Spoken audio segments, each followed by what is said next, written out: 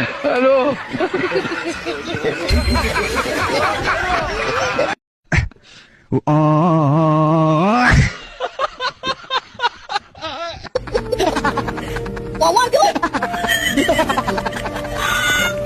अस्सलाम वालेकुम असान भाई।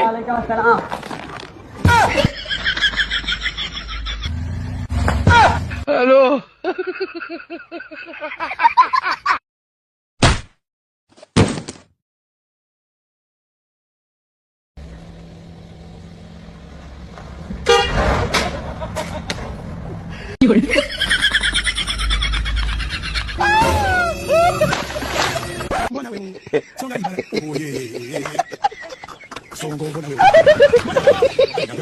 ला भाई दीपक है पता नहीं किस बहान चोद की नजर लगी है।